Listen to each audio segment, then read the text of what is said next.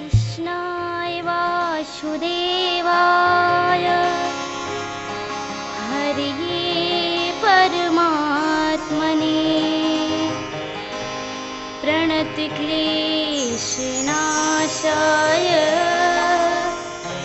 गोविन्दाय नमो नमः।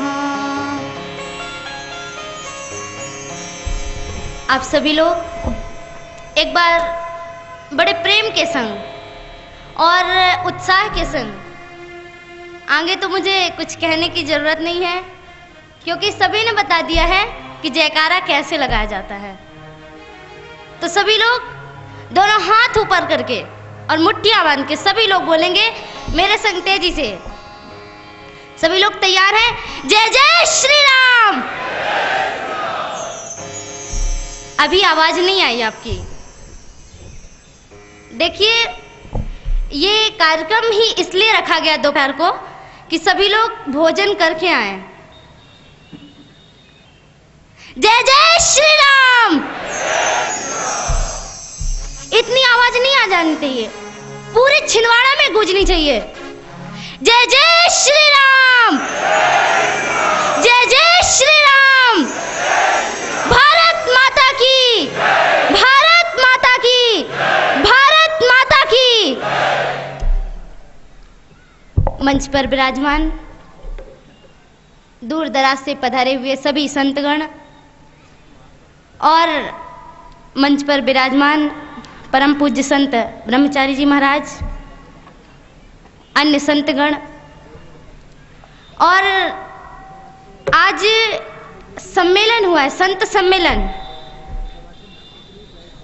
और ऐसा संत सम्मेलन कि भागवत महापुराण में एक श्लोक आता है कि न हम्यानि तीर्थानि न देवा मृच्छिमालया ते पुनन्ति रुक्कालेन दर्शना देव साधवा न अग्नि न सूर्यो न चा चंद्र तारका न भूर्जंखो ससुनो अथवांग मनः।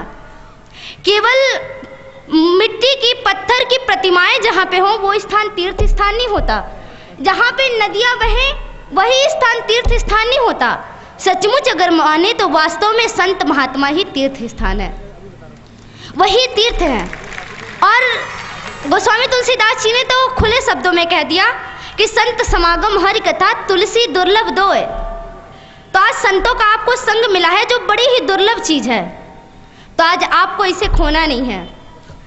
तो सर्वप्रथम हम बात करें, अभी आपने सुना होगा कि आप लोग भी कहते हैं मैं छिंदवाड़ा का हूँ, कहते हैं मैं दिल्ली का हूँ, मुंबई का हूँ, अभी मुझे भी कहा गया कि मैं बनारस की हूँ। मैं तो कहती हूँ कि मैं कहीं की नहीं हूँ, मैं तो हिंदुस्तान की हूँ और हर वासी हिंदुस्तान का है। ये शहर नगर कुछ नहीं होता, हम तो हिंदुस्तान के वासी हैं। और एक बात आप ध्यान रखिए कि जो भी हिंदू हमारे देश से जाता है, कहीं भी आप चले जाइए, हिंदुस्तान के वासियों को केवल हिंदू के नाम से जाना जाता है। एक बात आपसे कहूँ, लोग कहते हैं कि जैसे आपने देखा होगा कि एक किराने की दुकान होती है, तो किराने की दुकान में क्या मिलता है? साबुन, तेल, निरमा, अन्य अन्य चीजें मिलती, बहुत सी चीजें हैं, पर दुकान का नाम तो किराना रख दिया। आप किराने नाम की कोई चीज नहीं है दुकान में, पर दुकान का नाम किराना क्यों रख दिया? पर उसी दुकान से सारी चीजें, एक एक चीजें निकाल कर रख देंगे तो वो बन जाएगा क्या? किराना। ये किराने का सामान है। तो उसी प्रकार मेरा भारत इतना महान है कि इसने सभी जातियों को, सभी संप्रदाय के लोगों को इकट्ठा करके रखा है। इसलिए इसी देश का नाम हिंदुस्तान है। अमेरिका को माता नहीं कहा जाता, अफ्रीका को माता नहीं कहा जाता, पर मेरे भारत देश को माता कहा जाता है। इतना बड़ा दर्जा दिया गया इस भारत भूमि को। तो ऐसी ये भारत भूमि, आपने भी कई संतों के मुख से सुना कि इस देश का बच्चा बच्चा राम है। और मैं आपको बता दूं, लोग कहते हैं कि मेरे देश को नष्ट करने में मुसलमानों का हाथ है, ईसाइयों का हाथ है। उनका जो हाथ है सो हाथ तो है, पर मैं तो कहती हूँ कि इसमें हिंदुओं का भी हाथ है। अरे लकड़ी को भला लोहे की कुल्हाड़ी क्या काट सकती है? कुल्हाड़ी में लकड़ी का हत्था ना होता तो लकड़ी के कटने का रास्ता ना होता। लकड़ी को केवल लकड़ी काट सकती है, कभी लोहे की कुल्हाड़ी नहीं काट सकती। इसलिए हमारे देश को एक हिंदू ही काट रहा है। उन हिंदुओं को मैं कह रही हूँ कि आप जो धर्मांतरण कर चुके हैं हिंदू, हमारे देश में धर्मांतरण अमर बेल की तरह फैली जा रही है। देश देश में और गांव गांव में ईसाई मिशनरी आ जाती हैं, हमारे धर्म में आ जाओ, हम तुमको मुक्ति देंगे। एक किसान था, हल चला रहा था, उससे कहा कि क्या कर रहे हो? बोले खेती कर रहा हूँ भैया। बोले कि इसमें क्या सुख? अरे चलो हमारे साथ, भगवान ईशा की पूजा करो, वो तुम्हें मुक्ति देंगे। बोले कौन मुक्ति देंगे? बोले भगवान ईशा। बोले ये कौन है? बोले ये भगवान के, गॉड के बेटे हैं। अच्छा, गॉड के बेटे, तो हम गॉड के बेटे के पास क्यों जाएं? हमारा संपर्क तो सीधे भगवान से रहता है, हम तो खुद भगवान के बेटे हैं, क्योंकि गीता में भगवान कहते हैं ममय वंशो जीव लोके जीव भूतः सनातन, ये हर जीव ईश्वर का पुत्र है। हम ईसा के पास क्यों जाएं? भगवान के पुत्र के पास क्यों जाएं? हम तो स्वयं भगवान से संपर्क रखते हैं। जब हम राष्ट्रपति को जानते हैं तो प्रधानमंत्री के पास जाने की क्या जरूरत है? इसलिए आपका संपर्क सीधे परमात्मा से होना चाहिए। एक बात, बहुत अच्छी बात याद आ रही है कि एक पादरी, एक कॉन्वेंट स्कूल में पादरी आकर बैठ गया और अपनी ईसाइयत की ढींग हाँकने लगा, और एक बच्चा बड़ी देर से सुन रहा था, खड़ा हो गया। उसने कहा कि पादरी महोदय, एक बात मैं आपसे बोलूं। पादरी ने कहा कहो। बोले क्या आपका ईसाइयत धर्म हिंदू धर्म की आलोचना करना सिखाता है? पादरी एकदम अवाक रह गया, कुछ नहीं बोला। फिर कुछ देर बाद पादरी बोलता है कि तुम्हारा धर्म भी तो दूसरों की आलोचना करता है। उस बच्चे ने कहा नहीं, हमारा धर्म किसी की आलोचना नहीं करता। हमारे धर्म में तो कहा गया कि नहीं ज्ञानेन सदृशम पवित्रम हि विद्यते, ज्ञान के समान पवित्र कोई वस्तु नहीं है। और हमारा धर्म किसी की आलोचना नहीं करता, हमारा धर्म तो सबकी शुभकामना करता है। हमारे धर्म में तो कहा गया है कि सर्वे भवन्तु सुखिनः, सर्वे सन्तु निरामया, सर्वे भद्राणि पश्यन्तु, मा कश्चित् दुःख भाग् भवेत्। यहाँ भारत के कल्याण की बात नहीं कही गई, कहा सर्वे भवन्तु सुखिनः, सारा संसार सुखी हो। केवल हिंदुओं को सुखी रहने के लिए नहीं कहा।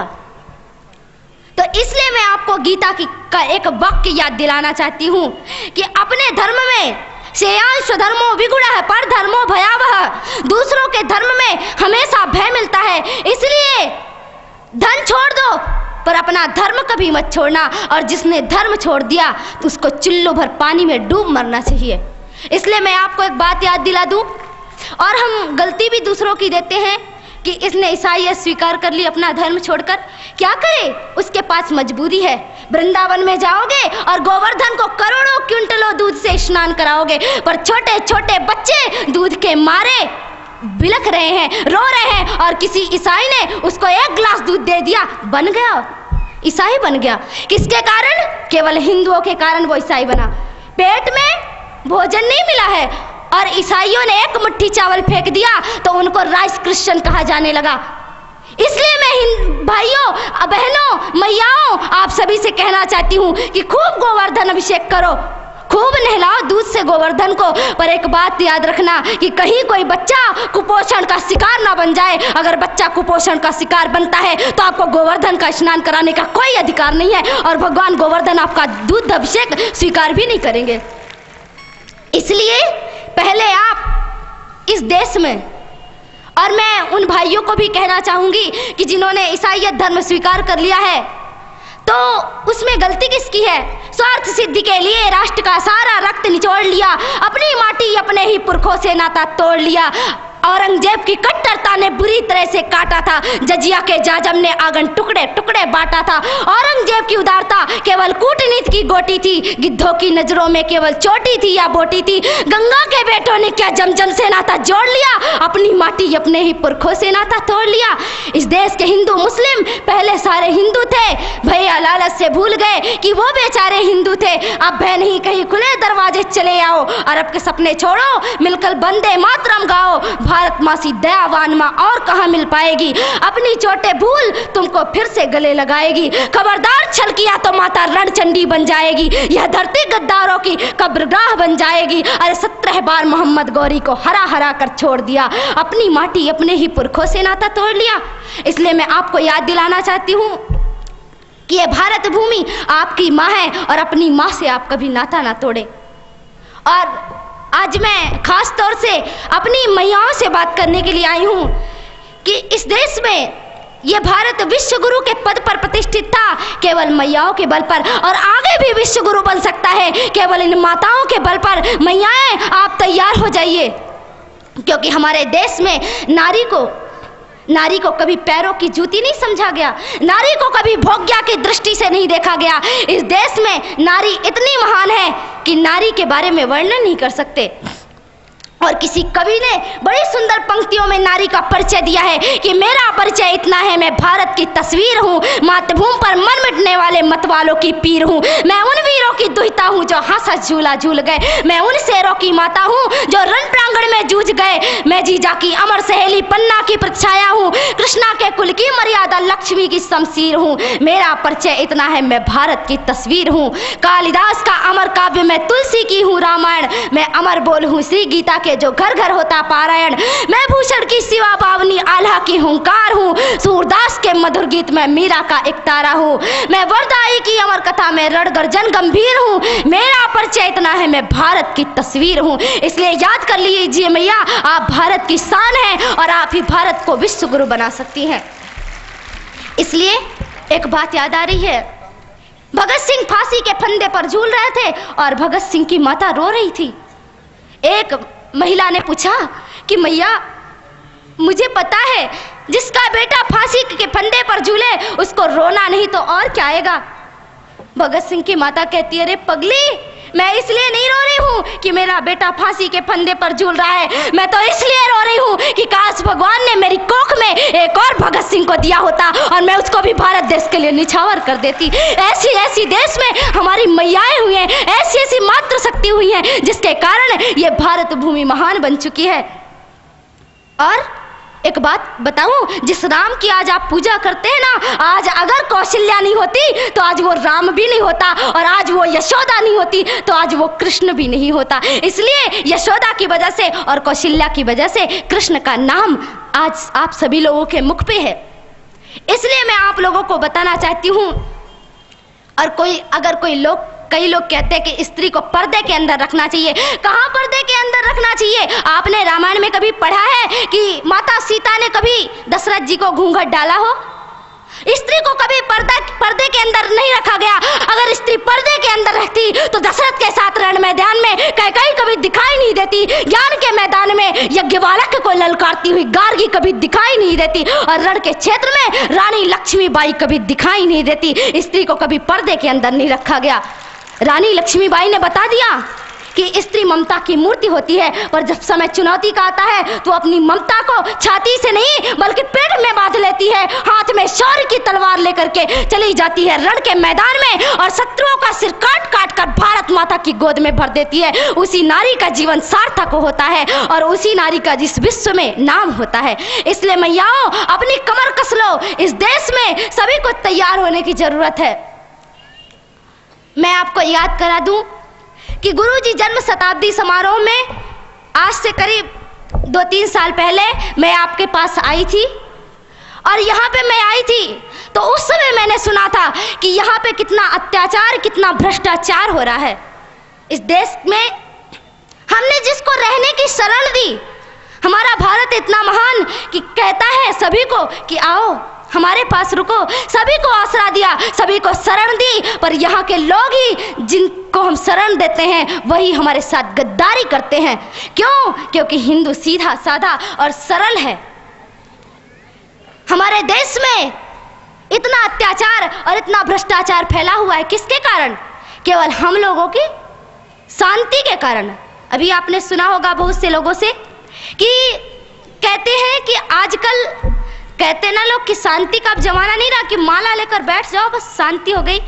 आपने गाना सुना होगा, मुझे माफ करिएगा जो इस गाने के अनुयायी होंगे, एक गाना बजता है कि दे दी हमें आजादी बिना खड़ग बिना ढाल, साबरमती के संत तूने कर दिया कमाल। तो ये गाना मुझे बिल्कुल पसंद नहीं है, क्योंकि इसमें आया कि दे दी हमें आजादी बिना खड़ग बिना ढाल। अरे कैसे खड़ग बिना ढाल के बिना आजादी मिल गई? कितने कितने वीरों ने इस देश के लिए सिर कटाए हैं तब हमको आजादी मिली है, बिना लड़े आजादी नहीं मिली है। अरे बिना लड़े आजादी मिल जाती तो राम कह देते ना कि एक चरखा ले लो और सूत काटो और रावण को पसंद आ जाएगा सूत, तो रावण सीता को लौटा देगा वापस। क्यों नहीं राम ने चरखा पकड़ा दिया सबको? तो केवल चरखा पकड़ने से और सूत काटने से आजादी नहीं मिलती और शांति का भाषण देने से आजादी नहीं मिलती। राम ने अपने प्रत्यंचा पर अपनी धनुष पर तीर चढ़ाया और रावण के संग वध किया, तब माता सीता वापस आई। हिंदुओं, आप राम बनो और अपने धनुष को तैयार कर लो और तभी इस देश से आतंक नष्ट विनष्ट होगा। आप सभी लोग तैयार हो जाइए। और मैं आपको एक बात कह दूं कि आज आप सभी लोगों को तैयार होना है। जब इस देश में 26 जनवरी को स्वतंत्रता का संग्राम मनाया जा रहा था, आजादी का संग्राम मनाया जा रहा था, चारों ओर खुशियां ही खुशियां थी, तब कश्मीर की केसर की क्यारियों में बारूदी सुरंगें फोड़ी जा रही थी। भाड़े से आए हुए कितने आतंकवादियों ने पता नहीं कितने निरपराध आदमियों को, कितने मासूमों की हत्या कर दी, तो वहां पर किसी नेता ने आंसू नहीं बहाए। पर बाबरी का ढांचा गिर जाने पर रोने वाले नेता छाती पीट पीट कर रोते थे। ऐसे छाती पीट रहे थे जैसे रावण के मरने पे मंदोदरी ने भी अपनी छाती नहीं पीटी होगी। इन देश के नेताओं को देखो, ये कुत्ते हैं और ये टुकड़ों के बल पर पल रहे हैं। और मैं आपको सावधान कर दूं कि इस देश की नेता से और इस देश के कानून से सावधान रहना, क्योंकि ना तो ये हमारी रक्षा करेगा बल्कि आपको नींद की गोली दे करके और सुलाएगा कि जितना आप सोओगे उतना इसको कुर्सी में बैठने के लिए मिलेगा। इस देश के नेता कली बेच देंगे, चमन बेच देंगे, धरा बेच देंगे, गगन बेच देंगे। अगर तुम यूं ही सोए रहे राष्ट्रभक्तों तो ये बांट के भिखारी सारा वतन बेच देंगे, नीलाम कर देंगे मेरे देश को। इसलिए इस देश को नीलाम नहीं करना है, आप सभी लोगों को तैयार होना है, मुट्ठी बांध करके कहना है कि भारत देश हमारा है, हमारा था और हमारा ही रहेगा। और इस भारत देश पर किसी ने आंख उठा के देखी तो उसकी आंखें नोच ली जाएंगी, उसकी आंखों को नोच करके गिद्धों के सामने फेंक दी जाएगी। इसलिए आप सभी लोगों को तैयार होना होगा। आज मैं आपको बता दूं कि इस देश में क्या हो रहा है। आज भी आप जाइए कश्मीर में तो वहां किसी हिंदुओं को चैन से जीना नहीं मिलता। कश्मीर में कश्मीर के लोगों को मार मार कर भगाते हैं। लोग घायल अवस्था में जम्मू के और दिल्ली के फुटपाथों पर लेटे हुए हैं। हमारा नेता कभी भी ये पूछने नहीं आया कि तुम्हें क्या तकलीफ है, तुम्हें क्या परेशानी है। कोई भी वहां पे पूछने के लिए नहीं जाता। पर मैं आपसे कहती हूं कि आप तो हिंदू हैं, एक हिंदू दूसरे हिंदू की पीड़ा समझ सकता है। मैं आप लोगों से कहना चाहती हूं कि अब आतंक का नष्ट होना चाहिए। इस देश से आतंक का नष्ट तभी होगा जब आप सभी लोग तैयार होंगे, आप सभी लोग खड़े होंगे। क्यों?